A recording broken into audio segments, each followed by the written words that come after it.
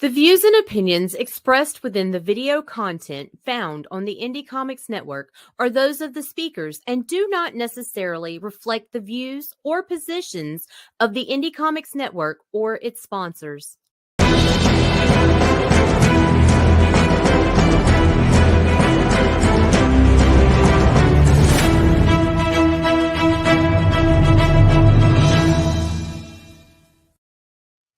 Hey everyone, I'm here with my bestie Laurie and new bestie Pancake.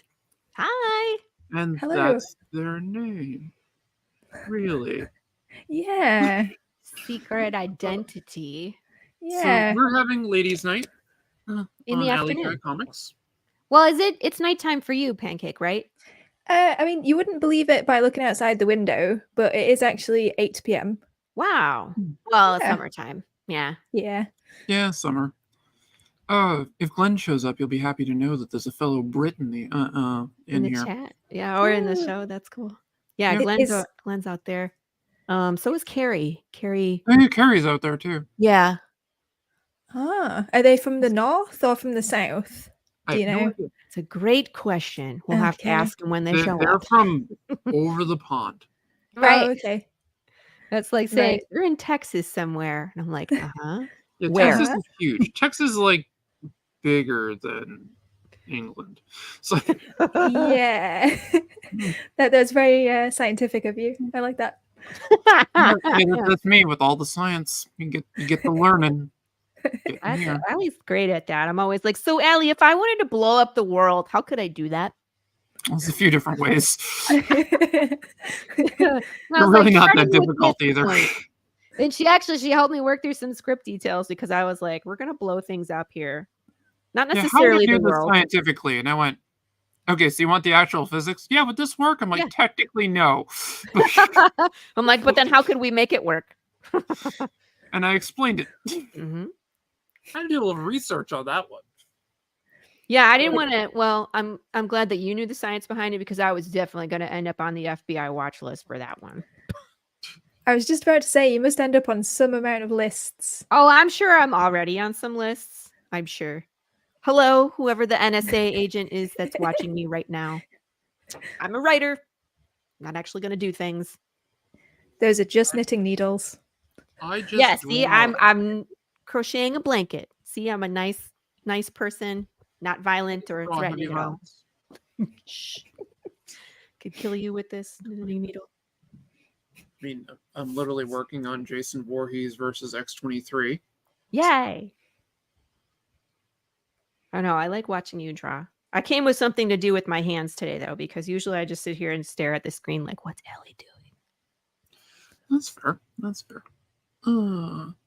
So Pancake, being the new member of this crew, Laurie's been on the show before. Why don't you tell us about yourself? Yeah. Oh, I'm not really sure what there is to say. Like, what do you want to know? Well, I know you're a YouTuber, but you don't really do live streaming. I believe this is your first live stream, you said. Yeah, this is my first time ever being live, so I'm trying my best to make sure what I say is on point. Victor Medina's so hot right now. Yep. Rude. Yeah, we'll just go with that. That's how I say that every time I see Victor right now because he has like Victor's an amazing artist. He's absolutely incredible. And there's like 3 live campaigns right now that all have his variant covers on there. So I'm like, yeah, right yeah, we got hi from Carlos. All right. But yeah, continue. Tell us about your channel and everything. What you do. Well, I only started it a few months ago, sort of spur of the moment type of thing. And yeah, I mean, I think I'm doing all right. You know, people seem to enjoy what I put out, so that's quite positive. I've been enjoying your stuff. I mean, I came across it randomly, and I was just like, well then, this is kind of cool because I've seen people do style breakdowns. She's basically done a series on breaking down Jim Lee's artistic style, and she's working on Joe Madureira right now. Interesting. And I am a huge fangirl of Joe Madureira, and who doesn't love Jim Lee? But yeah.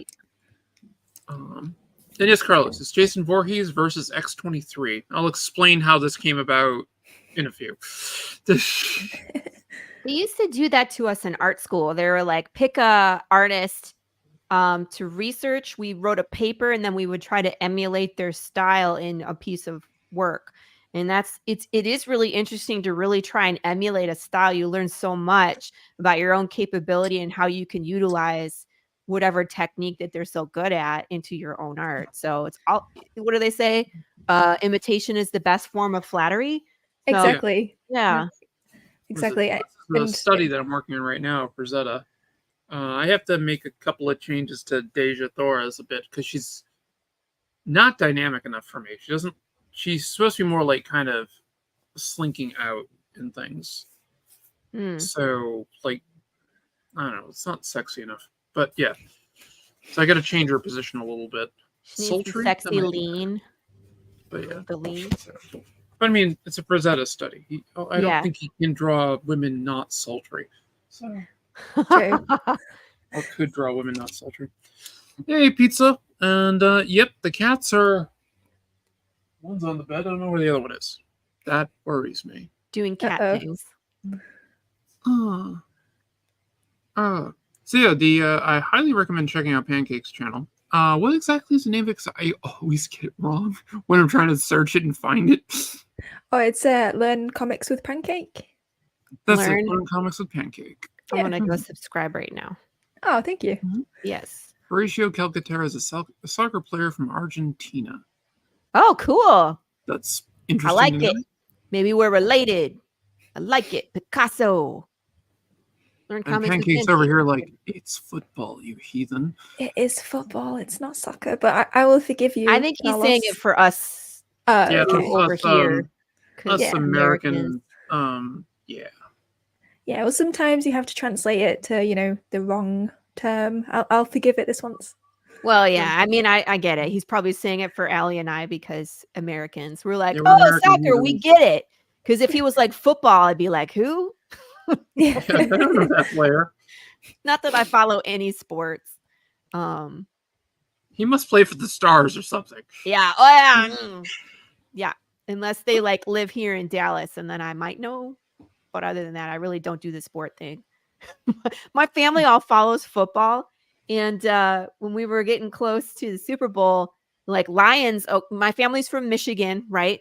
And so they were following the Detroit Lions, who got pretty far this year, farther than they usually get because Detroit Lions usually suck, right?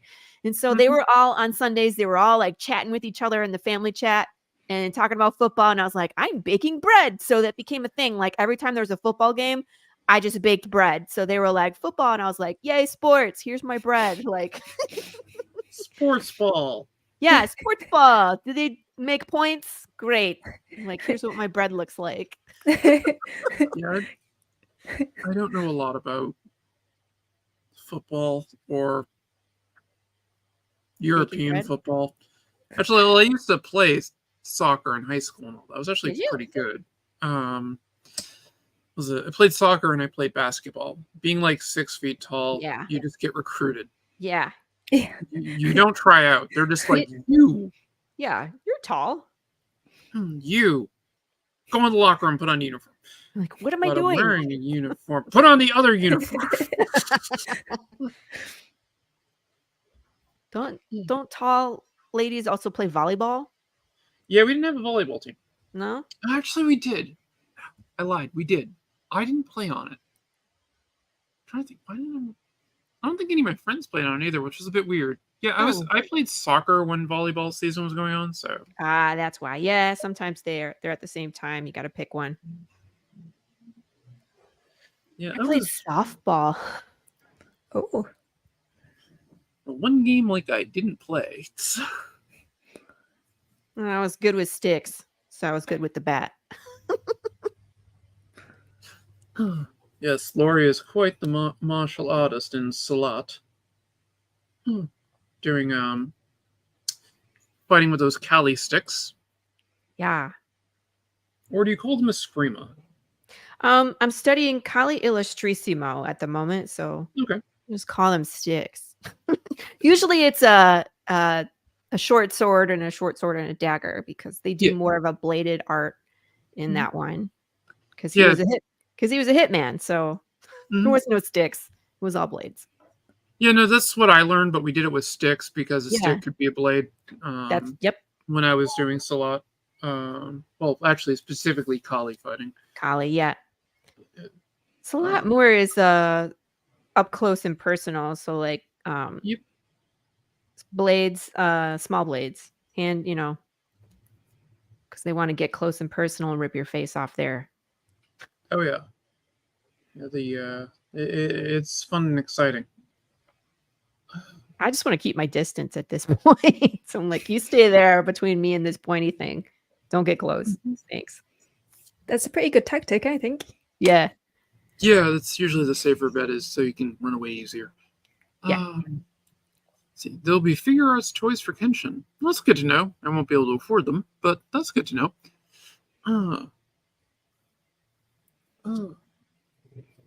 Rurouni Kenshin is probably one of my favorite anime. I have some issues with the creator and the fact that he literally got arrested for, we'll call it, cheese pizza. Oh no. Oh no. Oh no. Yeah, that happened back in like 2017 or something. Hey Ray, how are you? I know, poor Facebook. I'm just bombarding them with my face today.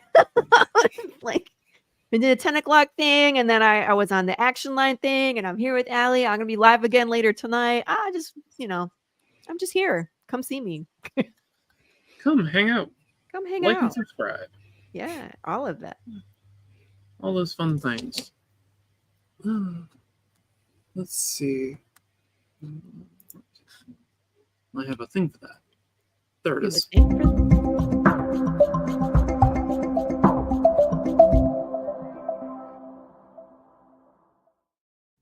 That was cool. Hello, hi, Lord. Hugo. Hello, Hugo Doll. Hugo, good people. Very cool. Very cool. Should have you on more often. I get more people watching. I know that. Like I said, I feel bad. They're like, Laurie's on again. Sorry. Okay, so I said I would talk about this piece a little bit because Carlo was asking about it being Jason Voorhees. Yeah. Yes, it is. So being part of the Indie Comics Network, I'm friends with a lot of the other hosts. And Anita's husband, C, had posted something on Facebook like a week ago that was like, if you could mash up two characters, who would they be? Oh, yeah. And I was like, Jason versus Wolverine. And then I started thinking about it.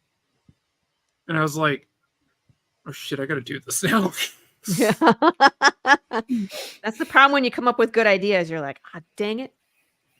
So then I thought about it and I said, no, it should be X-23 because she can be a final girl. And she was Wolverine for a while. So I don't know if she still uses the Wolverine name or not. I haven't really been following Marvel for a bit. But yeah, so that was basically where this came from. So I started sketching this up. Actually, last weekend when I was getting ready for the wedding, I had a few hours to kill. I was actually drawing this in like the common area of the place I was staying at. They're like, "What are you doing?" Yeah, I got some interesting looks, to say the least. Yeah. They're like, oh, that's really. Oh. Yeah. Oh. Like, oh, you could certainly draw. Is that Jason Voorhees? Yep, that's what I got. Oh, is that a wedding present? Yeah. Exactly. Yeah. The wedding present is I'm actually gonna finish that up. I don't want to draw that on stream though, because that's technically real people. So Hugo, that is a good point. yeah, and what was it the piece I'm doing for them is my friend Jess walked down the aisle to the Sailor Moon theme song. Oh. Played on a harp. Oh my days. And the person who played on the harp, she used to babysit as a little girl, and now she's a professional harpist. Oh my gosh. It was an amazing piece, the way she did it and all that. So I'm drawing Jessica and her husband Greg as Sailor Moon in Tuxedo Mask. Yes. And I'm doing a very like realistic rendering of it. Oh, So cool. forever. You like, only because I love you. Yeah, basically. Let's see. You only have to follow through for good ideas. If you're a type A personality, procrastinators will get to it later. I'm the first. I'm like, I have this great idea. Like, I'm going to make all these things. And then I'm off doing like 17 projects and don't sleep. Yeah, I know that feeling. Yep. I'm still waiting on a certain piece being mailed to me. Dave, are you watching? I was like, it's not me, guys. She's talking to me. Tingle. What's it? Jason Takes Manhattan. Me gusta mucho. That had like the most death on screens in any of the Friday the 13th movies. I mean, he did go through New York, so. Well, it was barely in New York. It really should be called Jason Takes a Boat. But yeah, I've heard quite as catchy. Jason Takes a Boat. Boop, boop. Yeah, exactly. It was a really crappy boat too. I'm amazed the thing didn't sink. Well, wasn't it like, what's that new movie that came out, like The Voyage of the Demeter, where it was like a vampire in the boat and it was like picking people off? Was it like that? No, that was actually good. I mean, the concept. It was kind of like that. I mean, one of the things about it, basically, this high school graduating class of, Crystal Lake High or something like that, they're going into New York for like a weekend. Of course. And they're taking this boat trip in. Okay, because that makes sense. Partying on the boat and all that, and Jason's going through and picking them off. Did Hugo Doll get it right?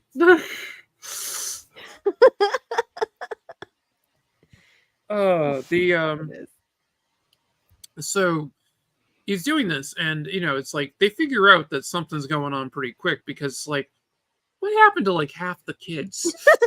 It's funny how they just like disappear and they're like la la la la la. Where's Cindy? I don't know. Okay. Carry on. They literally had like a rule for the script writing that the producer set up that you had to like kill somebody every like 3 minutes. 3 minutes? Yeah, it was crazy. You can literally set a stopwatch to it from like the first death to when the next one happens. There's almost no time between. There's a little bit of a break of exposition when it goes from after the first 2 kills to the kids getting on the boat and everything, and quasi how they make it so that Crystal Lake's attached to the ocean somehow. Yeah. But Can you imagine the chaperone? Cindy, Billy, Tommy. Who are you? I don't know. Just get on. That's How'd you get on? Hockey player. Got it. All right. Okay.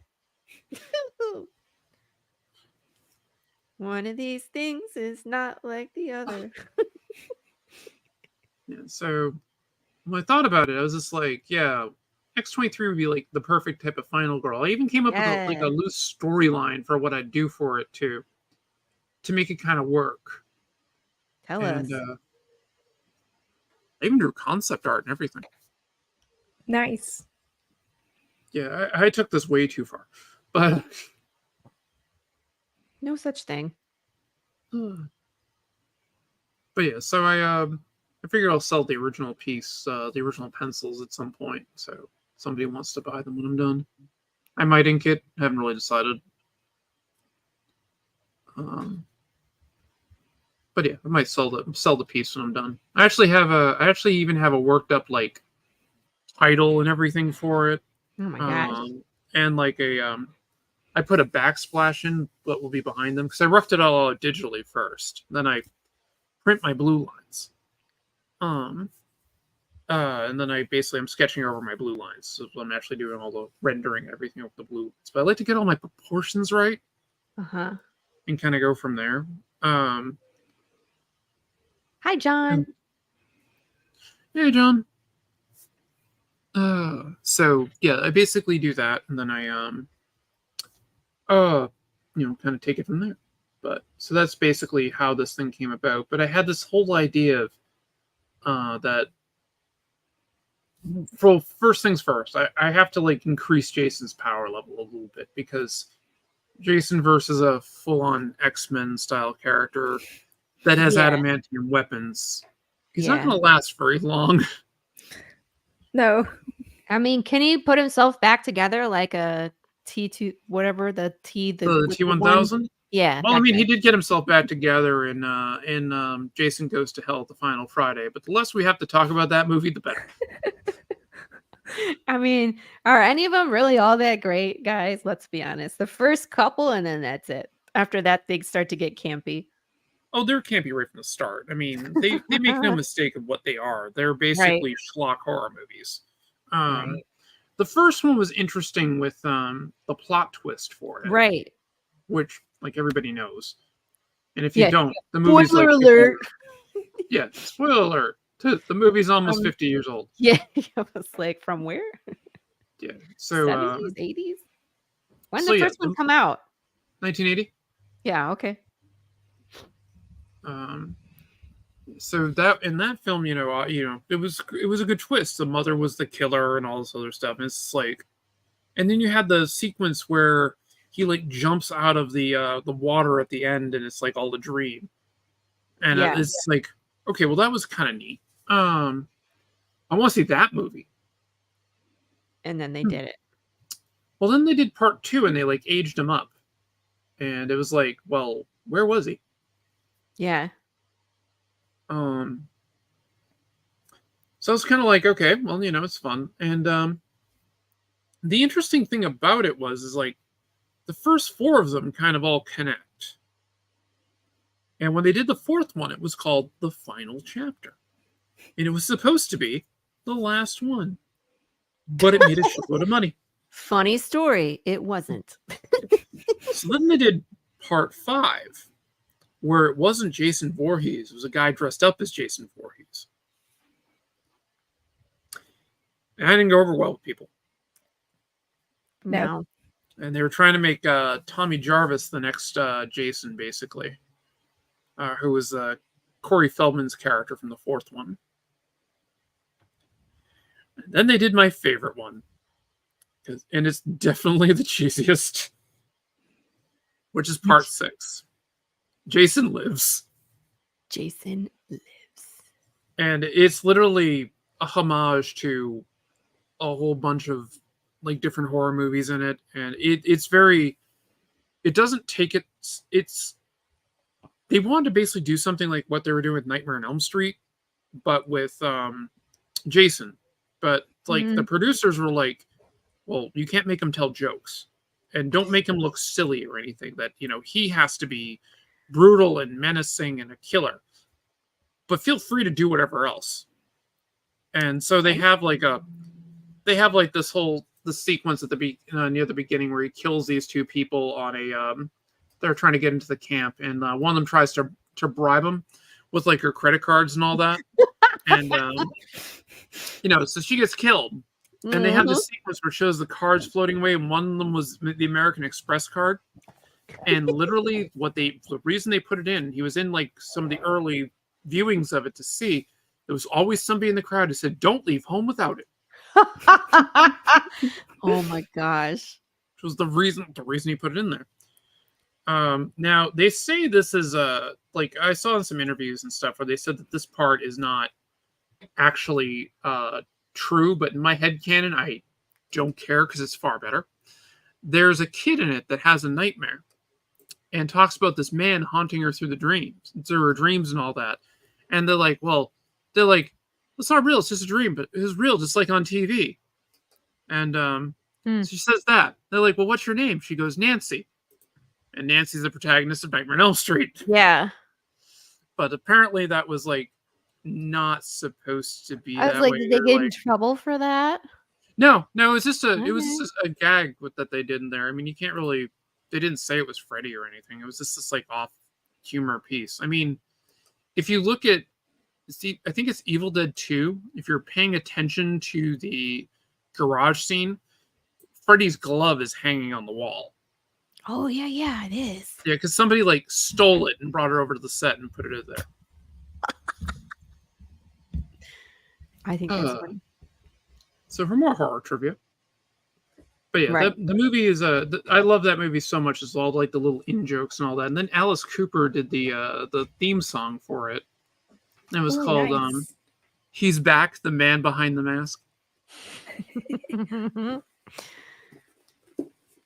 It's like, well, Nightmare on Elm Street got docket. We're gonna use Alice Cooper.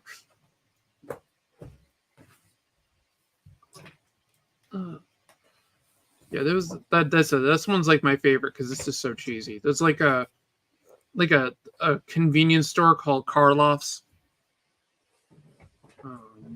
That's funny. One of the roads in it, they're like, oh yeah, it's right off Cunningham Road. One of the creators is Sean Cunningham. Yeah. Oh. So Hi, Dan. Dan Price. But yeah, so that's some of the fun of the Jason movies. So basically, my thought was, well, I'll have to power him up a little bit to be able to kind of handle that, to handle an X-Man. X-Men. I don't know. Is she more of a New Mutant? I have no idea. But anyway, so I did that, and I thought, well, what's going on here? So like, Crystal Lake has to be some type of a conduit or something, like a corrupted ley line or something like that. So I have Morgana Le Fay basically corrupts him and turns him into like her bodyguard as she tries to do dark magic there. And basically campers wander in and start getting picked off by the maniacal hockey masked madman. And as that's going on, there's a girl who's on the run from the Weapon X Society that kind of comes through the area and ends up having a throwdown with Jason while saving the campgoers and stuff. Oh, thank you, Dan. I really appreciate that. So that was my loose storyline idea for it. Holy crossover Batman. Yeah, well, you know, when I start something like this, I have to have a story. Yeah.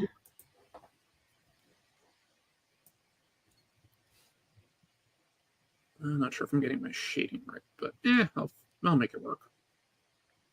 Pancake, you draw. Do you have a series that you draw or anything like that? No, not really. I am working sort of very vaguely on a comic book series, but at the minute it's still just in the sort of story stage, and you know, when you don't really know enough about the characters to actually be able to draw the characters. So it's just like at the minute like a vague idea. So at the minute I just sort of draw whatever it is that I make videos about. So it's a lot of just like random stuff. It'll be like 6 pages of like fire and then 6 pages of like gunshots, like all the different ways that you could possibly show those things, if that makes sense.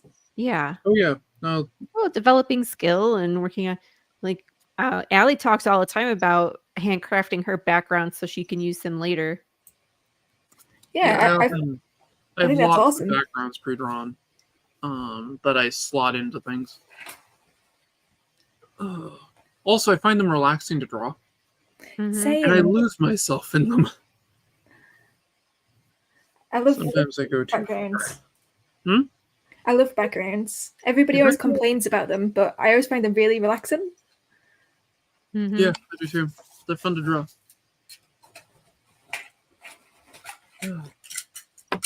But yeah, I mean, one of the reasons I don't stream a lot in June is because June is my typical month of working on my fundamentals.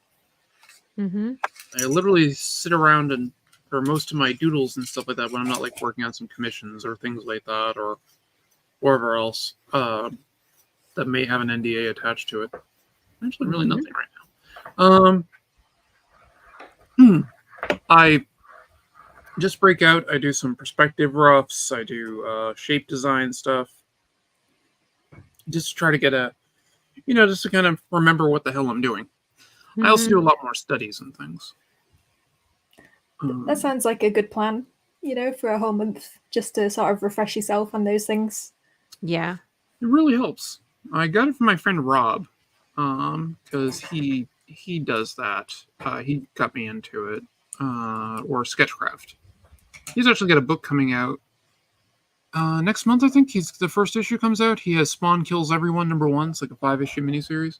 Nice. Oh, that sounds cool. And he is a very stylized artist. I love his art.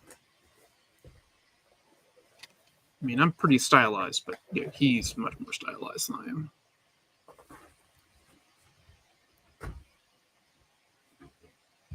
I'm gonna noodle this thing to death. Did you say noodle? Yep. Whenever I'm like drawing little details and stuff, I call it noodling. Noodle to death. Yep. It just sounds cool. Yeah, I picture someone beating someone with a limp spaghetti to death. Full noodle of doom. Oh. Right then. Well, I know somebody's got a campaign they have to talk about too. Me. I've got a campaign. We can talk about it. Yeah, let's go on to that. So, if you have a screen to share. Oh, you want me to share it? Yep. I just changed the banner today too. Going to switch over. We put Big James up there. Excellent. I'll add that in. Ta-da. So, if you want to give a run through on your campaign. Yes. Welcome to Path of the Pale Rider. So excited to talk about it. It's a Western apocalypse series where death has been broken. Your body can die, but your soul or energy doesn't leave your body upon death, which is disgusting because you get to hang out and enjoy your own decay phase. Meaning you're not flesh-craving, brain-eating zombies. You are just you. But as you rot, you lose your memories. You could become violent. You could become detached or vegetative. It hits everybody differently. Oh, and did I mention it's people, animals, insects, and fish as well? So things have kind of devolved back to the Wild West. We're following this cowboy named Jude St. Clair through the wasteland as he searches for the answer to why do the dead no longer die. He experiences horror and he questions his humanity along the way because it's a rough ride. So I make fun videos. I got lots of comic. We're on issue 5, by the way. So this campaign, you can get issues 1 through 5. You can also get our trade paperback as well, which we just released earlier this year. And the trade paperback is the collection of issues 1 through 4 with some bonus material. So. But we have a new artist, which was super scary. But I think I'm okay. Not only am I okay, I'm excited about it. Because when you've been, let me just scroll down a little bit. So here's the interiors of issues 1 through 4. I have some GIFs that will play for you. And so these are all pencils and inks from Marco DeFio, who again started with issue 1. We got all the way through issue 4, made that trade paperback. The colorist on these is Matt Chambers, myself as letterer, and then our editor is Rachel Bullock. When you have the same person in the same team for 4 issues and then life changes, it got, what do we do? What do we do? But Marco and I had a conversation about it, and it was time. He has other opportunities that are they're pretty big. I can't really say what they are. Obviously, it's not my news to share, so he'll have to tell you. But we're also at the time of Path of the Pale Rider where we want to try and speed up. The story gets pretty busy.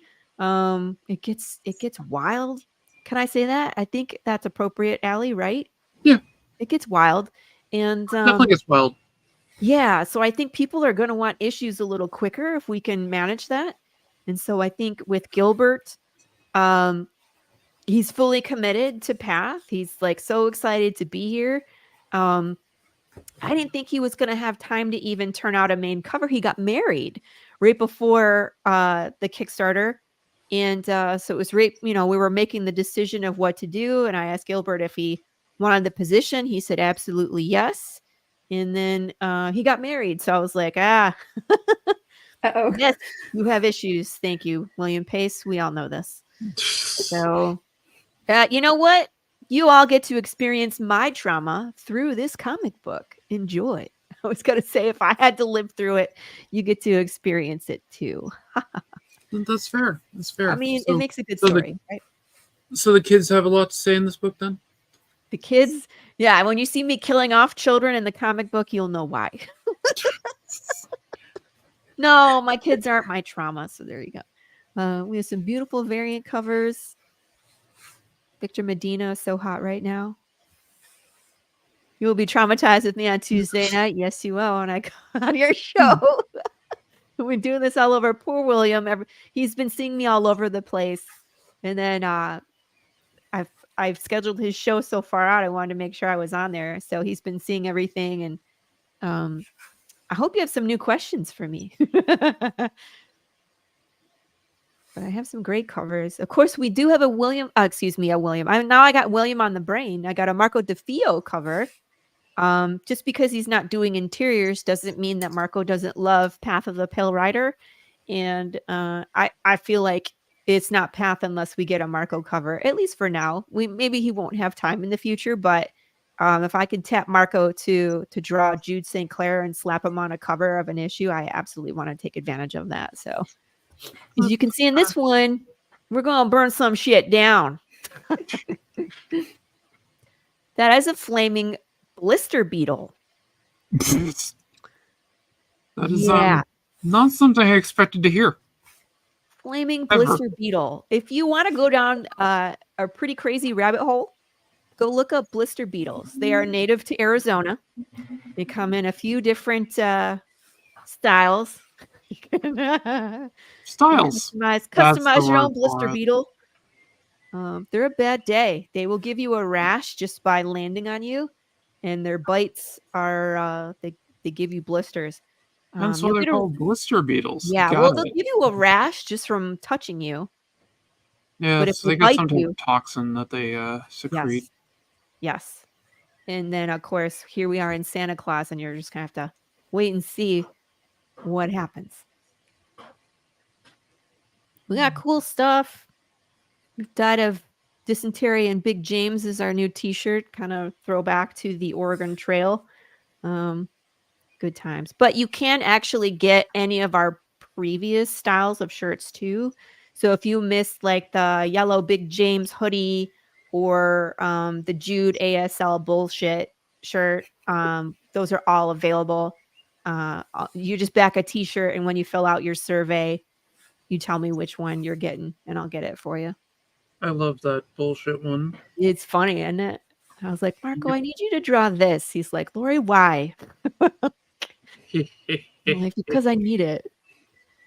I bet what really happens to Santa Claus is just like the Great Chicago Fire, except instead of a cow, it's Dwayne Fink. And I've said this a lot of times, but Dwayne Fink is one of my favorite characters. He's not done yet. You're going to see lots of Dwayne. He just has this nonchalant attitude towards the apocalypse, which just makes everybody laugh. So he's kind of like that comic relief. We always have some kind of comic relief in the issue, but Dwayne 100% could start the fire by accident and just burn everything down. Way to go, Dwayne. Dwayne, you're such an asshole. It's so funny. He'd be like, oh, well, on to the next town as people scream, burning and covered in bugs. Oh, man, it's a bad day. I started making puzzles. So I put together a 120-piece puzzle from Everett Watkins. He sent me 2 color schemes, and I couldn't pick which one I wanted. So I made the blue one the official cover, and this purple one makes a really nice 120-piece puzzle. So I made these myself. I found a box that I like, so I just have to print the vinyl with the image on it, which can go on the cover, and so you actually have a legit puzzle box as opposed to just a box with. How terrible would that be if I was like, "Here's your puzzle, good luck," with no picture? That's what we call hard mode. That would be if I took off the border and be like, "Good luck." That would be called expert mode. Yeah. The cool thing about these is there's an Easter egg. So when you're done with the puzzle, if you flip it over, there's something on the back. Because that's how I roll. Because when you flip it over and then spread the whole thing out, surprise, you got to put it back together again. No, flip it over when it's intact. Let's just say that. Like, don't take it back apart and then try to read the message. Let's just say that you want. No, I'm just saying people try to flip it over and it breaks apart. Surprise, you have to put it back together again. There you go. Upside down. Good luck. Yes. Here is the hot sauce sampler, which confused some people today. Why is there hot sauce on the campaign? Yeah, hot sauce on the campaign because the people demand there be hot sauce on the campaign. Yes, what started as basically a joke became, we want the damn hot sauce, Laurie. Yeah. You promised us hot sauce, so Laurie delivered. Laurie delivered. It was Christopher Brown making that bottle there on the right called Path of the Pale Sauce and asked if he could put Big James on the bottle, which I thought was hilarious. I asked for 2 bottles in return, one for me and one for my dad. I took a picture and put it on social media, and that's all it took. It was, Laurie, how do I get this? Oh, yeah, I remember that now. Yeah, I do remember when that happened now. And then it was, how do I do this? And then Chris was like, you know your way around a kitchen, right? I was like, well, yeah. He's like, well, here's the recipe. Here's where I get the bottles, and here's where I get the labels, and here's where I get the heat sleeves. Here's the instructions of how to make the hot sauce. Get busy. Okay. And Laurie's like, yes, sir. Yes, sir. And I did I tell you how many bottles I'm making this time so far? I knew it was over a dozen. It's like 30. Yeah, I knew it was a lot. So first campaign we did this, there was 6 bottles that went out. We brought them back for the trade paperback. 12 bottles went out. And now we're over 30 bottles on this one. So hot sauce might Laurie, confuse you, what but we're really hearing is you need to start a business selling hot sauce. Hi, Carissa. How are you? Yeah, someone was like, don't lie, Laurie. You just started doing comics so that way you could launch your hot sauce empire. And I was like, I swear it was unintentional. I thought it was more of the whatchamacallit, the cookie empire. The cookie empire is a thing too. But again, it's like I do all these things locally, and the fans want the things, but I either can't send the hot sauce. I can send because I don't have to refrigerate it. It's shelf stable. I need spicy cookies, Carissa. I've thought about that. Someone actually suggested I make hot sauce flavored macaroons. So you would mix the hot sauce in with the buttercream. And I was like, that's a weird sweet and spicy combo. I don't know. I'd be down for that. I would. I'd be down for that. Yeah. I would eat that. Okay, because I'm like, would it be gross or would it be something that people like this scratches a weird itch that I have? You know what I mean? There's only one way to find out, right? I know. I'm gonna have to just do it and be like, what do you think about this? But unfortunately, I can't ship macaroons because they're refrigerated. So. Oh. But yeah, so that's the problem is that I do all these food related things, and then my audience is like, how do we get this? And I'm like, I don't want to ship you cookies. I would feel really bad if your cookie came and it was in 7,000 pieces. It's not like a puzzle. You don't get to put it back together. It will There still is no taste the same. Shortbread would still, I feel like, I don't know. I could figure it out. I guess I would have to do a lot of like bubble wrap. Oh, Chris has got it. Shortbread. See? Chris is invested. She wants cookies because poor Carissa, I'm like, look at this. And she's like, God damn you. Yeah, I know the feeling. I've dealt with that. Yeah, I'm like, look at this. And she, stop sending me things, please. Where I post Your like, people like this. puzzles. Chris is great. Chris is another creator of Pancake. She writes a it gets to start off as Resident Evil fan fiction. It's taken on a life of its own as a comic. Oh yeah. Nice. I can't think of the name of it right now, but she's got this awesome Anubis plushie, and I want it. Yeah, she does plushies. She has a ton of like just amazing merch. She has a Kickstarter live right now too, everybody. So when you're done looking at my campaign, go actually if you scroll to the bottom of my campaign, I have the like if on the side here it says friends with campaigns. Ta-da! Here's links to a bunch of other creators. I got Carissa Grant's link right here. There's Set the Hook by Chad Perkins, John Chad's good. Westhoff, Greg Moquin, on Holland. Oh, the key one. Yeah, I saw. Yeah. I wanted to get that one. That looked good. This one, ink. I always say inked. It's not inked. It's ink. Yeah, ink. Really that cool. Looked really good. It's about like a guy that gets this tattoo and like becomes a protector of the realm. It's super cool. Alma looks up. This one is hilarious. It's like, what if Buffy was a 72-year-old grandma? Looks amazing. Samson, Nazi Smasher. This one I think is almost done. So if you're looking for that, please go check that out. Of course, I have the Oswald Chronicles. JD is. I feel like JD and I are on the same schedule. Whenever I'm live, he's live too. I've backed the Oswald Chronicles a few times. It's a good book. Yeah, it's a lot of fun. He's got a ton of books out there. So really good stuff. And then new friend I just met named David Taylor, and he's in pre-launch for the Z Normals. What if you could turn pain into powers? Dun, dun, dun. I mean, just some really cool concepts out there. Carissa, here, let me read her blurb. A fight for survival against destiny and the forces of the underworld. Think Buffy, Resident Evil, Silent Hill, horror, and supernatural. I like to call it Romeo and Juliet in hell.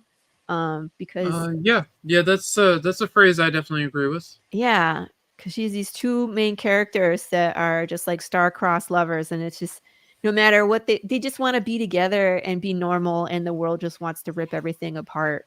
So that's who Carissa is. So yeah, I have all that. Yep, I've had her on my show before. Chris is great. She's a good friend.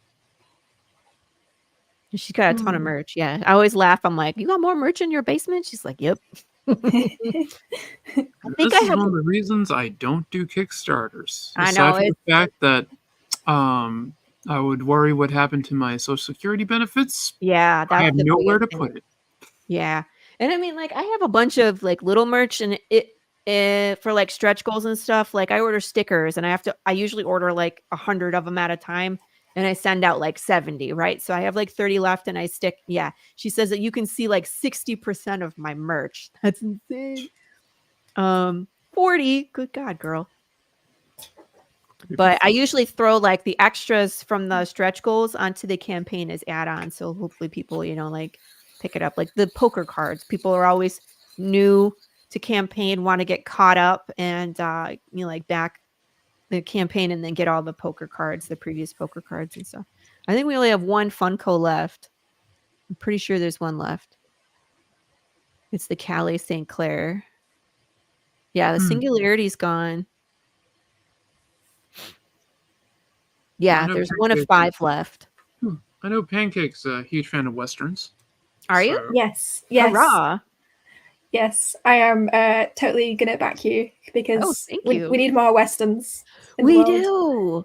They're making a comeback, though. I've been on a ton of shows recently, and there's a lot of Westerns that are on like crowdfunding right now. So I was like, yes.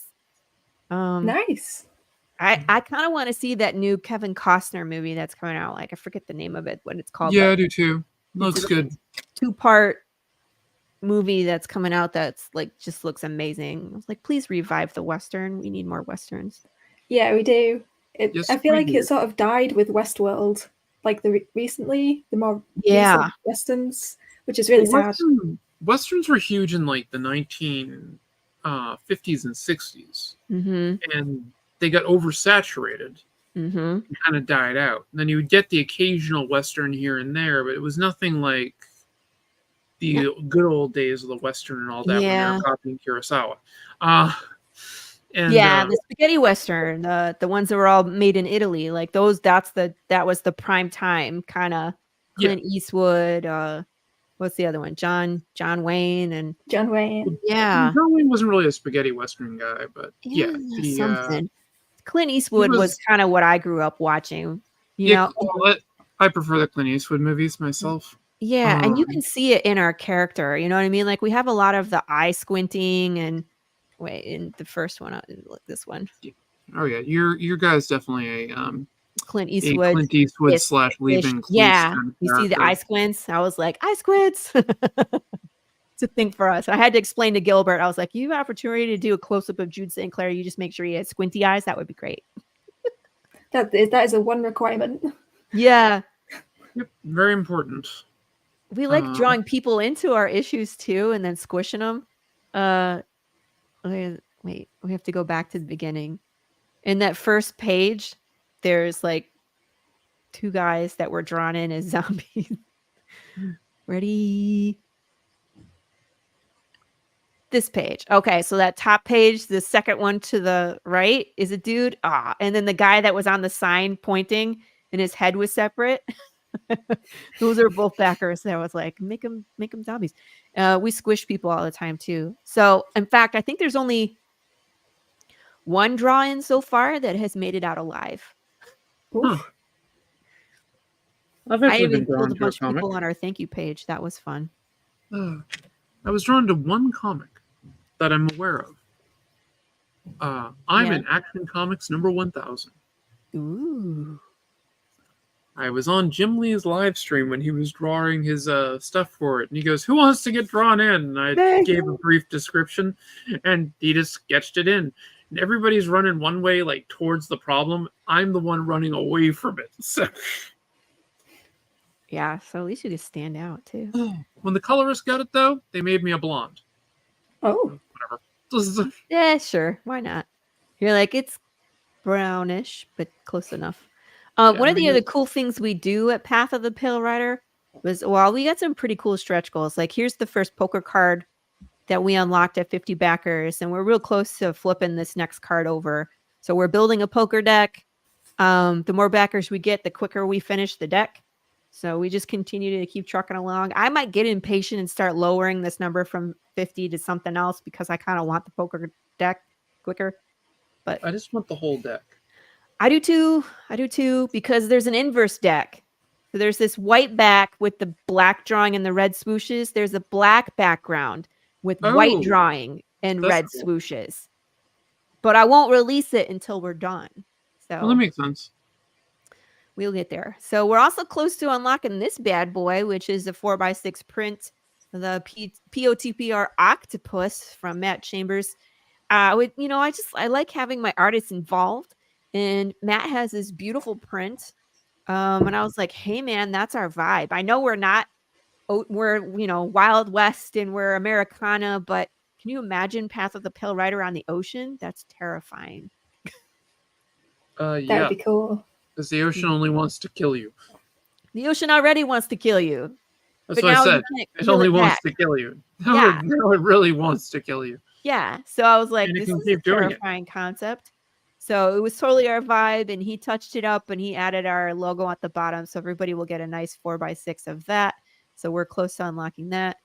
At 6,000, we'll unlock the Slice and Dice event where you vote on a vegetable or a fruit, and you vote on a weapon of destruction, and then I dress up as Pikachu and smash the living hell out of this thing on a live stream. We've had a watermelon, a pumpkin, and a pineapple so far. The watermelon, I think, had the best. It was King Joffrey Baratheon, and we sliced that MFer into pieces. And then people found out I had a sledgehammer, and then we've been sledging things. So the pumpkin got the sledge, the pineapple got the sledge. The pineapple was done in one swoosh too. I know. I am not doing a durian. Hugo, I don't want to ruin my backyard. I don't want it to smell like stinky cheese out there and attract 7 million flies because it's Texas. Gross. I got keychains. I got sticker packs coming. If we break 8,000, which I don't think we'll do this campaign, I will go get a tattoo. I put it at 8 thinking that we wouldn't get there. My husband freaked out. Yeah, exactly. You don't get to vote on where I put this, though. I get to decide because it's my body. Thank you. Riddles, short films, and shenanigans. So it's on her right ass cheek. On my right ass cheek, and then I'll have to show it to you all. No. No, it'll be a place where I can actually show you where it goes. Path is pretty cool, but I think what kind of sets us apart is the other things that we do. So every back cover is a riddle, and you get to interact with Path of the Pale Rider like it's real. So this one will take you to a group of other riddle solvers. This one, it triggers something to show up in your post, your mailbox, and it's from a character, so you get interaction with the character. This one, you find a hidden video on YouTube, like you came across like a video from Anonymous. It's kind of creepy, but that's where we are. This one is a phone number, and yes, call the phone number. It works. So I will continue building riddles. $5 a minute. No, it doesn't. There's no charge to you. These all cost me money if it costs money. Like this one cost me money, honestly, because I got to ship things to you. And this one cost me money because I pay for a working phone number. So that's why it's important to support indie and support campaigns of mine, so I can continue doing cool ass stuff like this, where you get to touch Path of the Pale Rider like it's real. What do you want, Hugo? Can we get a slow-mo replay on Pancake's reaction to the tattoo goal? What did you do? Where you're like, what? There is a clip button. So we'll have to find it. Oh no. I tried to think what I did. You're like, what did I do? Pancake will be immortalized forever with the tattoo reaction. Oh no, I've become a meme. We'll put sound effects to it that, you know. We have some really fun fan interactive short films as well. We explore some of the things that we don't have time to spend on in the comic book. So what's the conspiracy theory behind what broke death? What do people think? You know, we have a commercial for the undead retirement community called Pine Fox. We have a dinner party where there's a call to action and the undead start fighting back. A day in the life is a nuclear family where the father figure dies in the first minute and he's undead. And what does that look like for a family? How does that work when the house is in his name? And you know what I mean? Like who's going to help? And when he starts becoming chaotic and forgetful, what does that look like? And of course, does he stink? The answer is yes. I was hoping that enough people would watch this where we could do Path of the Pale Rider air freshener. I think that would be hilarious. Where you're undead. I want to do Path of the Pale Rider meets Family Ties. That would be funny. You're like, Grandma's in the street again. Go get the hose. If you want to see me do a slice and dice, here it is. I dress up as Pikachu. I also got some bloopers, some chicken nugget related humor with my blooper your reel. Children were throwing stuff at you. Yeah, my children throwing chicken nuggets at my head and then laughing. That's what this is. So, but feel free to explore that. It's all included in your experience. These never cost you anything. There's no stretch goal to unlock the riddles. There's no stretch goal to unlock the short films. This is just something that I enjoy doing, and you will always get them. Man, it's going to grow, though. Look at this. 1, 2, 3, 4, 5. Laurie's a filmmaker initially by trade, so... Here is our team. Here is our new friend Gilbert, who's amazing, and just finished reading the first arc, and I think he read up until issue 14 and posted that he was very excited. And he says, like, Laurie is right. She says things are going to get wild starting with this issue, and she's right. It's going to start getting off. It's going to go off the rails starting with this one. I've read your entire first arc, and I can agree with that. Yeah, this is where it's kind of like a stepping off point, because it's a movie, right? It's a full-length movie. And in that act 1, you're learning about the world. You learn about the protagonist. You get their history. You understand their motivations. And it's like the world. You have rule building, all of that, right? And now we're moving into the second act of the movie. The protagonist has their new goal, and then everything goes wrong. That's what we're heading into. And so I'm excited because now I get to start. That's why I made my tears cup, my tears of my readers, because y'all are you're gonna come for me. Five is wild. 6 answers a crap ton of questions, and then 7 is insane. And 8 wore off into something else. So, and then we'll do another trade paperback. Fun times. This is our lovely colorist, Matt Chambers. I say lovely, I should say super talented and handsome. Here is the lovely Rachel, Rachel Bullock, who is our editor, and she's been with us since the beginning. She just didn't let me show her face in the beginning, but she's been editing Path since issue 1. So there's some more useful information. If you're a Canadian backer, you need to let me know. I can ship things to Canada. I don't typically ship things internationally. If you're looking for that physical copy, you can order the trade paperback physical copy from ASAP Imagination. They have locations in the UK and Canada, so you can get a physical copy. So Pancake, if you want a physical copy 1 through 4, you can get it. Nice. But it comes directly from them. So unfortunately, like I can't sign it or alter it in any way. But you can do that and then like do the digital, whatever you decide. And if you need something specific, you just let me know. I'll put it together for you. Obviously, we don't use AI, and then we're back to friends with campaigns. So, but yeah, that's kind of where we are. We got a ketchup tier, a mustard tier, because I think those are funny. Because it all started with the ketchup tier. You know, it's ketchup. Yeah, and then the mustard tier is the trade paperback plus issue 5. Hot sauce you can get in 1 or 3 bottles. And then again, here's the t-shirt. Where's my add-ons? And Laurie does comics from Chad Perkins. Yep. Laurie does comics? Chad, stop it. Chad's like, I've seen Laurie 6 times today. Shut up, Laurie. That's what he's saying. But here's an example of all the shirts that we've done. And you can get any of these shirts. You can either back the t-shirt level, or you can still like back the hot sauce level and add on a t-shirt of any design. That's cool too. The hoodie is there. The Big James stickers are there. The Choose Your Own Adventure book is there. We got lots of cool stuff. I got hats. I did new hats. I did the You Have Died of Dysentery and Big James hats. Hugo actually, I think he got one of those. So all the previous issues are available. I got most of them in stock. Most of the variants. I have variants for 3 and variants for 4. I don't think there's any variants for 2 left. Definitely no variants for 1. But that's it. That's what we do. We have fun. I'm still having fun. Even if you're confused by hot sauce, I'm sorry. Hot sauce is tasty.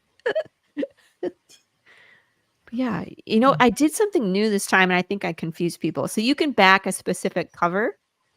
Like you can do, you know, like the Marco DeFeo cover, which is the physical copy plus the PDF for $15. But I also did a you pick 2 cover combo.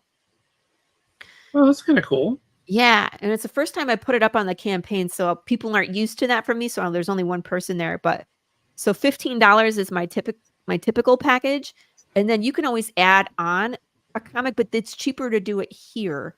So my add-ons are $10, but for $5 you can get 2 physical copies plus the PDF.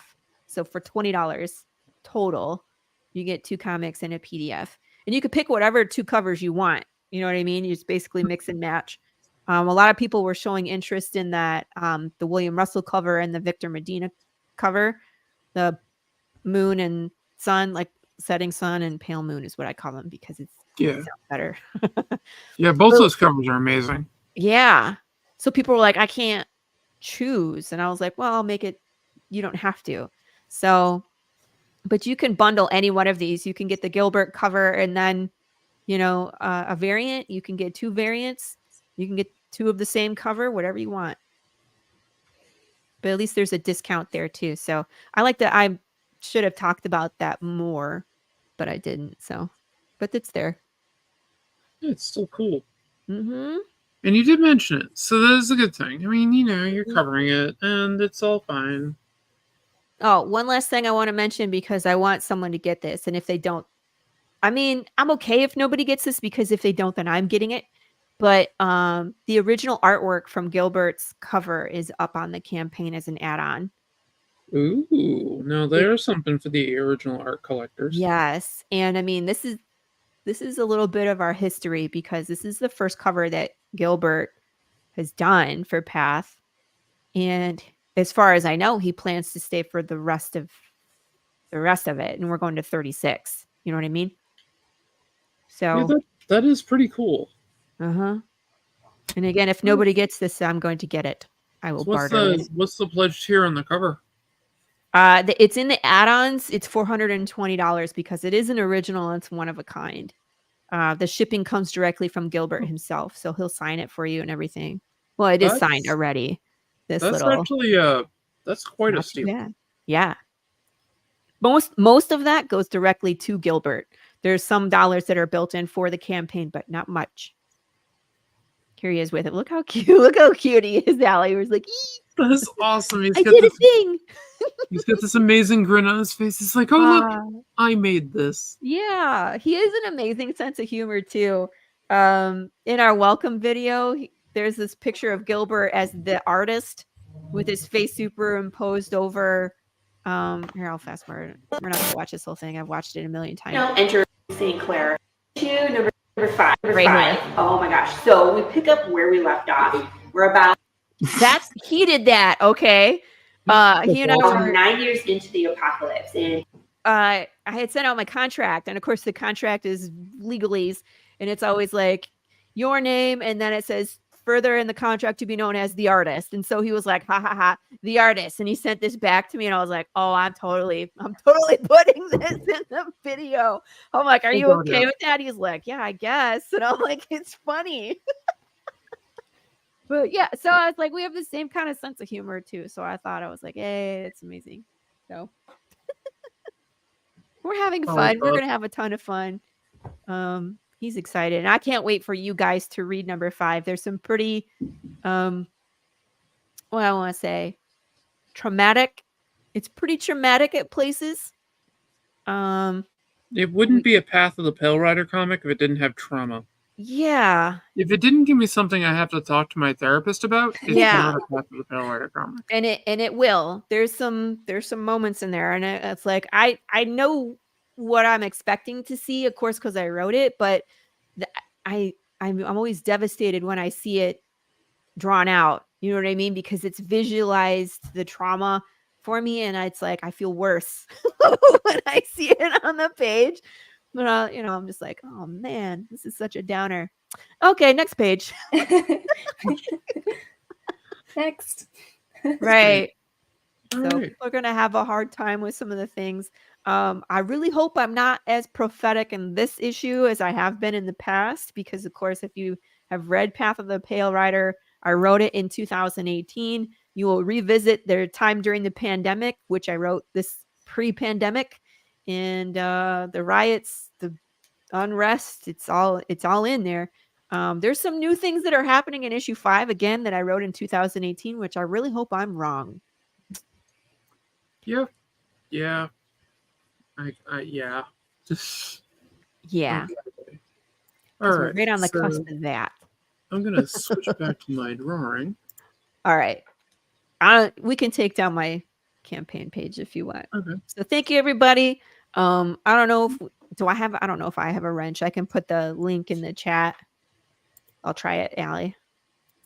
Yep. Oh, if you shoot the link into the private chat, I will post it into the main one. Oh, did it work? And yeah, throw it into the private chat. I'll copy and paste it and throw it into the main one. You got it. But if you guys would help me break a few more stretch goals so we can do some fun stuff, that would be great. It also gives us that little bit of a buffer, because when you get to the end, there's always people's cards that don't go through. So all the funds go towards making the comic. If we have extra funds, they go towards making the next comic. I usually turn it into cool stuff for you, extras, stretch goals, all of that fun stuff. So thank you, everybody, for your support. This is where all the best stories are. Gosh, Allie, did you see that I had posted? There was a TikTok where this guy had posted. He was like, "Hey, are you going to go see any movies this year?" And the guy's like, "No." He's like, "Well, what's in the theater?" And then the other guy named off 22 movies that are reboots, remakes, or sequels. There was no originality this year. No, and that's because there was a writer's strike. Thank you. I was like, I still blame the writer's strike for that. But it's like, where's all the new ideas? Here we are. Well, we're in indie. I mean, the movie I'm most looking forward to this year. I'm looking forward to Deadpool, but it's a sequel. In all honesty, the movie I'm looking forward to the most this year is a reimagining. So it's kind of a remake. It's Nosferatu. Yeah. Again, not an original idea. It's not been original. done. But there's so many of those right now. Like, I saw Civil War, not the Captain America Iron Man movie. Mm-hmm. And that was good. Yeah. That was very good. What else did I see this year? This is like the first summer I didn't get a summer movie. I didn't get the showcase movie pass. Yeah, because there's not much I want to see. In like forever. Since like the pandemic. Yeah. Because I couldn't go to the movies during the pandemic, I would die. Yeah. Please don't die. What was it? Yeah, I saw Civil War. I went to see I saw Abigail, which even that is kind of a loose remake. It's like a reimagining of Dracula's daughter. Yeah. It's very, very different. And it's a lot of fun.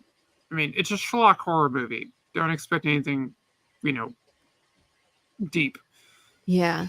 Well, I just looked up upcoming movies in 2024. Yeah, I saw Furiosa. That was amazing. It's a prequel. Prequel/sequel. Right. I still have not seen that. I want to. I just didn't have time. And like the newest things that are out right now is like A Quiet Place Day 1 prequel, right? Prequel. There's Venom 3 The Last Dance, Inside Out 2, Deadpool and Wolverine, Gladiator 2. I don't know how they're going to do a sequel. I don't understand. I don't understand what they're doing with that. They just got to they got to introduce all new characters for Gladiator. Oh, there's a new Alien movie coming out. Maybe it'll be Alien. Good. Yep. Despicable Me 4, Sonic 3. Okay, so here's two new, technically not, but If, that imaginary friend, they got sued for something because it was too similar to, I forget the name of it. It was like something's foster home for imaginary friends. Oh, Foster's Home for Imaginary Friends? Yes. Is that correct? Yeah. Yeah. It's a lot like that. If they got sued for being too similar. Technically, Fistful of Dollars got sued by Kurosawa. Mm-hmm. Yeah, they Yep. Too close. Too close, went guys. too close to the Yojimbo storyline. Yep. The Fall Guy seemed like it's a new thing, but it's a movie about a stunt guy. It's a TV show. The Fall Guy? It's a TV show from the 80s. Is it? Yeah. I didn't know. The Bionic Man was the star of it. Lee Major. Oh, really? Is that Steve McQueen? Yeah, I watched it in the 1980s. So again, not a new idea. Because it had a talking car. Civil Night War. Rider. That was the show. That was the show with the talking car. I like that better. Yeah. It had more science. The Civil War movie that you saw. So that's a new idea. But still, it didn't do that great. Like, where's all the new stuff that's good? The Crow, like, give me a break. Oh, no. I'm not sure on that one. Horizon, An American Saga. That's the one by Kevin Costner. That's going to be the Western. That looks good. Nice. That one looks good to me. Book adaptations. Is it? I think. I'm not positive. And then we have Twisters, Moana 2, Alien Romulus, Maxine. I'm not familiar with that title, but it's a sequel. I got no idea. Flight Risk. I have no idea what that is. Now we're starting to get off into the tangent. Well, okay. Mufasa the Lion King. Red One. Another Lion King movie? Yeah. For crying out loud. About Mufasa specifically. Prequel. Red One, which is, I guess, about Santa Claus. I think. So whenever I hear Red One, I think I Star think Wars. of Star Wars, right? But it's like, what's that guy's name who plays Jay Jameson in the Spider-Man movies? Oh yeah, J.K. Simmons. Yeah, so he's playing Santa Claus. Okay, I'll probably see that just for J.K. Simmons. And The Rock is in it. Let's see who else is in it. Oh, of course. Red One is an upcoming American Christmas action adventure comedy. That's a lot. Okay, From the original best story by portrayal of Santa Claus, aside from the Viking one that they did that made the Odin illusions recently, was Is that Chris the Evans? one that had Snake Plissken's, Kurt Russell. Oh, It was on Netflix. It's awesome. yeah. It's utterly amazing. And the best part about it was the stinger at the end where it had Santa's wife and it was Goldie Hawn. So, That's amazing. Shipwreck. So listen, it says after Santa Claus, codename Red One, is kidnapped, the North Pole's head of security, Dwayne Johnson, must team up with the world's most infamous bounty hunter, Chris Evans, in a globe-trotting, action-packed mission to save Christmas. I don't know. Okay. Sounds dumb. that sounds really dumb, but I'm probably I'll rent it or something, or I'm I'll sure. actually I should say I will acquire it. Yeah, I will acquire it in some means. So yeah, that's where I was like, what is this? Like- Nosferatu. I want to see Long Legs. That looks good. That's the You heard spider about Long one, right? Legs? Have you heard about that one? That a spider one? No. No, okay, I don't know what it is then. Oh no, I'm Yeah. thinking Sting. It says, in pursuit of a serial killer, an FBI agent uncovers a series of Oh. occult clues Yeah, that she that must one I wanted solve to to see. end this terrifying killing spree. Yeah, it's supposed to be like super creepy. Nicolas Cage is in it, Yeah, but that's they a won't. win for me. But they won't show him in the trailer. Even better. So- He's probably the killer. Probably. So that one looks interesting to me. It looks creepy. It's full of like weird symbols and cryptography where they're trying to figure out riddles and stuff. So again, that's up my alley. Oh, that's totally you. Yeah. But yeah, I mean, It's like the listen, Zodiac Alan, Killer with nuts. occult stuff. Granted, the Zodiac Killer did use occult symbols. Yeah, he did. Ghostbusters Frozen Empire, Craven the Hunter, Smile 2, Furiosa, The Strangers Chapter 1. It's just I saw the Ghostbusters movie. Did you I like didn't see it? it in theaters. I waited for it to be like, on demand or something, and I thought it was okay. I mean, I think the main reason I was interested in it is I literally set up a role-playing game that used like that exact plot. Oh, really? That's funny. And I'm just like, did they watch the trailer I made for this thing? Isn't that weird? Yeah, it was very like I had the whole idea as this like Rhode Island Bros. I called the game City of Hope. Mhm. And I was living in Rhode Island at the time. And I came up with this whole thing of what would happen if it got down to like negative 27 degrees Fahrenheit. Ew. So that would be really cold Celsius. I was going to say, Add yeah, another- that would be Add another pretty. 36 to that. That would be jumper weather, I think. Yeah. Mildly jumper weather. It's cute. I like it. Say it And again. for those of us in the U.S., when they say jumper, they don't mean a dress skirt. No. It's a They mean hoodie, sweater. right? Sweater. Yeah, like a sweatshirt or a sweater. Yep, a jumper. Jumper. Now the best story I heard was that you guys call erasers rubbers. Oh yeah, I've got a rubber. And the best I was part like, don't about show it. Oh, okay. That's all right. that, I was talking with Glenn, who's a friend of the channel and everything. He's a good friend of mine. And he's over from across the pond as well. Yeah. Had him on the show at least once. And I usually do a Sunday show with him too. But he was talking about when he took his daughter to the I think it was the Smithsonian. It's where the spruce goose is housed. Okay. And they collect erasers. So when they went up there, they asked if they had any rubbers. Oh no! And they were like, "Get out!" But they're just like, this little girl comes up and goes, "Do you have any rubbers?" And they're like, "What?" And Glenn's like, "Whoa, wait. Yeah. Like, let me explain. We're We call British. them in England. She means erasers." They're like, "Oh, okay, all right." They're like, "Oh." Feel right. much better about my life. Well, it's like, what are chocolate sprinkles called? Chocolate sprinkles, I guess. In New England, they're called jimmies. What? Yeah, that and the American propensity to say something like, "We have a fanny pack." Oh yeah. Oh god. Oh no. Two totally different meanings. Oh yeah. Over Yes, there it is. across the pond. Please don't say that. And I know in New York, you don't want to call them jimmies. Here goes like spruce goose rubbers. Yeah, basically, if they made an eraser out of it. I mean, I guess that would be for the very well endowed gentleman.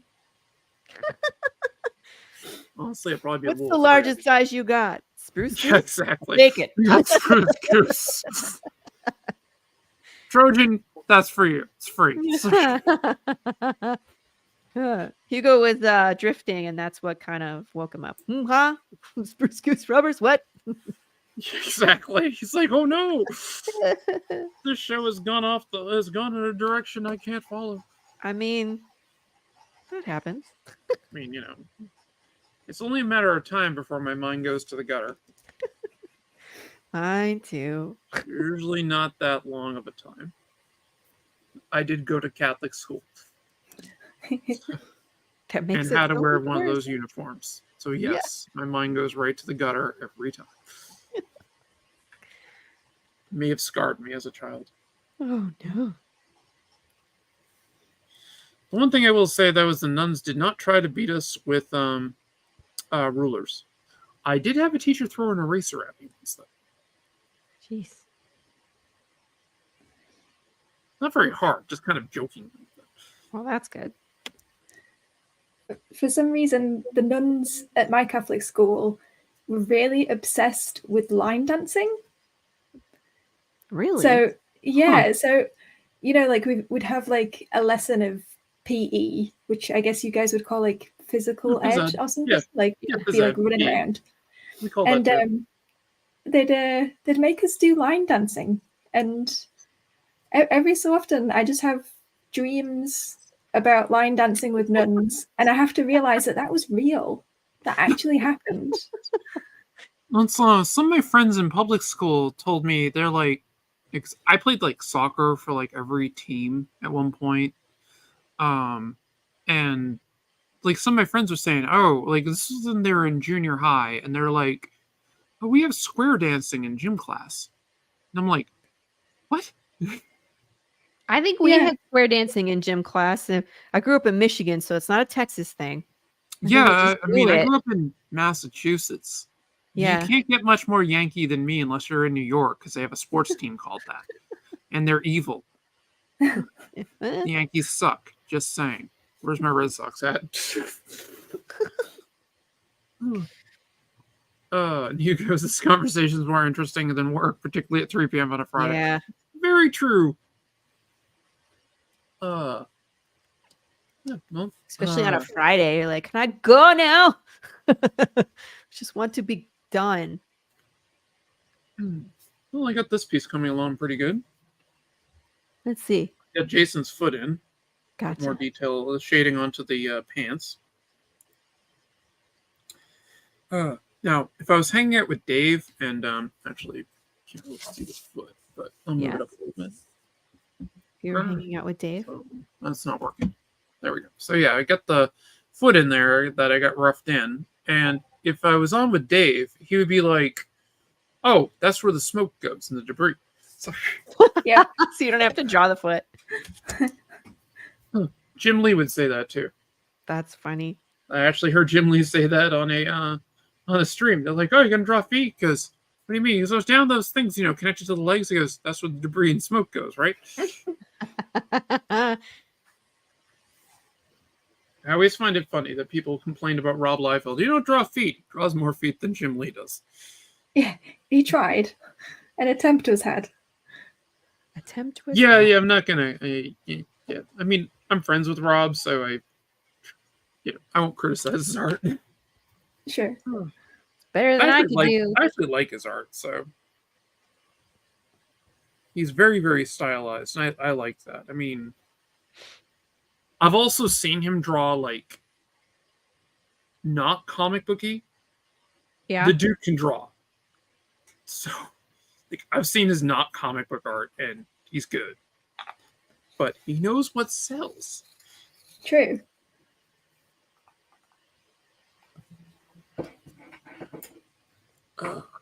Yeah, no, he's quite good. I remember there was somebody at like a New York Comic Con or a San Diego Comic Con. Some guy walked up to him and gave him a what was it? An anatomy book or something. Rude. I'm just like, What do I need there's this for? there's so many artists that need that book. Yeah. Well, I mean, again, you spend the whole month of June working on fundamentals, where drawing anatomy can never hurt, right? Oh no, I do that. I mean, Right. I'll admit my anatomy is definitely stylized. It's highly stylized. I exaggerate parts. I usually make hands a lot bigger than they should be because I think big hands are kind of cool, and I have big hands, so I do stuff like that. And so I definitely stylize out my stuff and do things that aren't be there. But I'm also one of my biggest influences growing up is Todd McFarlane. Mhm. And he made the amazing Bendy Spider-Man, or as I like to call him, Spineless Man. Yeah, but once he drew Spider-Man, everybody wanted that Spider-Man. You know what I mean? Yeah, Kinda yeah, set no, the I new mean, trend. my favorite like modern rendition of Spider-Man is Joe Madds. Okay. I loved his Spider-Man run that he did. He only did 3 issues, and he appeared once in one of his X-Men issues. But the way he drew him, it was like hyper wire. Oh, he also showed up in the Ultimates. His Ultimate Spider-Man did, where he drew him, the Kid Parker. And he was Cool. like super wiry the way he drew him and stuff. Like McFarlane made him wiry and everything, but he put like more muscle on. And I like the look, but I like the stylization that Joe Mad did with him and the way he like. It's if I ever draw Spider-Man, I'm drawing him like that. Yeah. It's like that's the way I'm going to do it. I mean, actually, one of the reasons I draw kind of bigger hands and all that is because of Mad. So, That's actually, fair. that's one of the ways I draw hands was literally studying him. Like when you did your video on Joe Mad and you mentioned the hands, I'm like, yes. Yeah, they do tend to look a little bit like toes if you look too closely. Yeah, the fingers do. That's funny. I've kind of gotten away from that at least. I haven't met Joe Mad yet. I'd like to. Same. I have his complete run of Battle Chasers, and including like cool. the special covers of the original issues and stuff. I want them all signed. That would be Oh, cool. is that all? Well, I mean, Bernie Wrightson was at Boston Comic Con. This is years ago. Yeah. This is like one of the last Boston Comic Cons I went to as well. No, I went to one other one. Actually, it was called Boston Fan Expo at this point. I showed at this Boston Comic Con. I was there. I split a table with my friend Rick, and I had my book out at the time, and then so we were selling stuff, and I knew Bernie Wrightson was going to be there. So I brought a suitcase, literally filled with every work he's done. Stop it. You're like, hey, will you sign some things? He's like, sure. And then you're like, whoa. Basically, yes. Now, this was the craziest thing. There was like no one at his table. what? I'm like, there's nobody at Bernie Wrightson's table. And I'm like, how? Did they not tell people he was going to be there? Oh, no, he was there. I mean, he was definitely advertised. I mean, Kevin Eastman was there. He had a line like around the block. I already had his signature on my Ninja Turtles, so I wasn't waiting in that line. It was funny, a couple of years earlier, like at the 20th anniversary of Turtles, Peter Laird was there, and he had like nobody at his table either. What the heck? And Bernie Wrightson was at that one too. I got him to sign a few books there, because I was like, I didn't have like I wasn't driving in, so I couldn't like get my stuff in easy. I was taking the tea or something, so I brought a few books, and I had like my portfolio with me, and I was also set up at a table, so it's like, yeah, I didn't have the space to bring a ton of stuff. Yeah. When I went with Rick, he's like, "Oh, he goes, I'm bringing my car up. We'll park up there." And I'm like, "All right, yeah, it'll make it easier to pack my stuff and to set up the table." And I came out with a suitcase. He's like, "What's that?" I said, "Bernie Wrightson." And he goes, "Seriously?" And I'm like, "Yes, pretty much everything he's ever done." He's like, "You bringing that?" I'm like, "Yep." "Do you think he'll sign all of it?" I'm like, "I'm going to ask him first." You're like, "I'll ask nicely, I promise." Oh, I did. Yeah. But I went over to his table, and I brought like a small handful of books. I had the first appearance of Swamp Thing with me. I had my hardcover version of Frankenstein, because I had the original one already signed. I had Cycle the Werewolf with me, like an early printing of it. It wasn't the first print, but it was an early printing of it. And like a couple other covers that I liked that he did. Yeah. So I came over with those, and he signed them. And I'm like, and I said to him, like, "So if I brought over like a suitcase full of books, would you sign the whole thing?" And he goes, "Yeah, I just want to see that." I went, "Okay." So I came back. I'll be right back. And he had original art there for sale. And it was like sketches and things. Wow. Just like, quick sketches, concept art and all that. And he was selling for like $35. And I'm like, "Don't mind if I do." I bought like 6. Yeah. But yeah, like, and then like some of the dealers found out that he was doing that. They bought a bunch of the stuff and like were trying to flip it for like double the price. At the same con? Yeah, same con. Bastards. My response would have been, "You want me to sign a suitcase?" You did I sign would it. have said yes in the contents. Yeah, can you sign the suitcase as well? That would be great. But yeah, no, Bernie Wrightson is, I love Bernie Wrightson's art. He's another big influence on me. Some of my shading techniques I steal right from him. So, then again, I also have an influence from Graham Ingalls, which is the same person he had an influence on, who was one of the classic EC artists. He would sign everything ghastly. And I loved his stuff. My friend Ian and I can go on for like hours talking about these guys. Which I need to get Ian on again. I've had him on a couple of shows, and I've been on his show a few times. Matter of fact, I have a blank cover for his comic that I want to draw his undersea hero character on his stream. Ooh. On the blank cover. Because I think that'll be fun. Yeah. CubeTube. Hello all, saw you Laurie on Silverline. Good stuff. Oh, hey, thank you. Yeah, that's a great show too. I really liked those guys. They have a whole crew of much more experienced comic book creators than I am. And they were so excited to see me be excited. You know what I mean? Because when you've been doing something for so long, it's easy to be like, this is just what I do. But I was like, I'm so excited. And they were like, it's contagious. But they were just so wonderful and very gracious. And that was great. I like being on their show. I'll have to go back on. So I'm not talk sure if I'm about getting his talent. jacket good, but Like between 1, 2, 3, 4. Was there 5 of them on the show and me, or 4? 1, 2, 3, 4. There was Silverline? 4. I think it's at least 4. Yeah. But I was just like, I was blown away by the amount of talent that was just on that panel. And they love each other. They just hang out and after their show, they're like, "Hey, we need to talk about panels on page 12 and 13." And I was like, "Okay, they're gonna talk shop. I should go." Was that with like Jay and them? It was Barb, Bob, Kaz. I forget the last. I know name. I follow Civil Line too, so Yeah, they do like 3 different shows. Yeah. Oh, do they love show up comics on and that? each other. Yeah, Do they show they're a up on that wellspring other talent. network? They're super cool. They do lots of good stuff. They were showing off their art, and I was just blown away. I was like, "Oh my god!" They're like, "Well, when you've been doing it as long as we have," I'm like, "It's amazing. It's amazing, to be practiced for decades in one skill.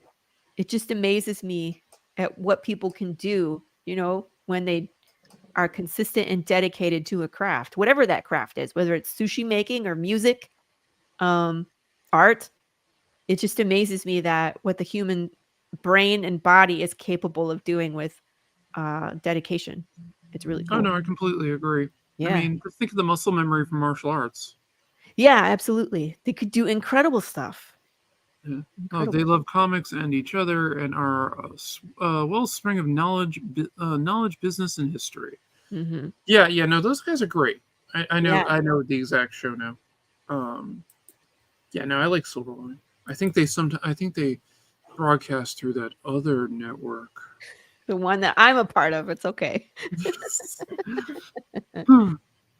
So they work with them for there are normal people on that channel. I think I'm normal.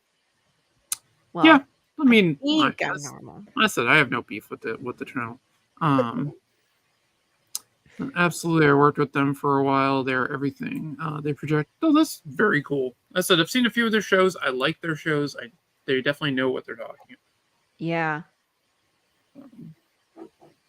And I felt so bad. They were like, Bob, right? And I was like, I apologize. I'm a noob. I was like, I know basically nobody. It was like, please tell me who you are so I can nerd out about it. That is cool. Thank you, CubeTube. Oh, God. Pancake, you have been quiet. Oh, I'm just really tired. Yeah, no, I've got. Oh, it's getting late for you too. Yeah, it's 9:30 there. Yeah, it's 21:37 currently. Yeah, 9:30. So yeah, I've got Batman the cat next to me in his little bed, and he's totally snoozing away. So it's making me jealous. Well, I mean, we have been going about an hour and a half. So, I mean, I'm willing to cut it off here if you're feeling tired and all that. And I'm also tired myself. Take a nap. Well, I probably will. MS crap. Uh-huh. Got to do it. No. But, ladies, it was lovely hanging out with you. If you could hang out for a minute when we sign off. And then we'll go from there. But everybody, I'd like to thank you all for coming and spending this great hour and a half of chaos where we talk about rubbers and other things. The legal name of someone might be Pancake, but hey. Secret identity. And funny packs. Secret identity Pancake. I like it. Yeah, I do too. All right. So, thank you for coming, Hugo. Hugo, thank you. Please, I'll be live again later, Hugo. So just yeah. Laurie's doing this all day. I'm doing this all day. Yeah, I'm going on day. Nathan Simmons' show tonight at. Oh, okay. Yeah. That's a show. Yeah. 8:00 our time, Hugo. So. Yeah, that'll be past my bedtime at that point, I think. Hugo's a Texan. I got to meet Hugo in person, which was great. That's cool. Mm-hmm. That's very cool. Super cool, right, yeah. Well, I got a bumper I got to show, so bear with me here. Do it. I'm going to. Just give me 1 sec here while Push I all try the to dig it buttons. up. Just gotta, dig for a little bit, and as I'm doing this, A few moments later.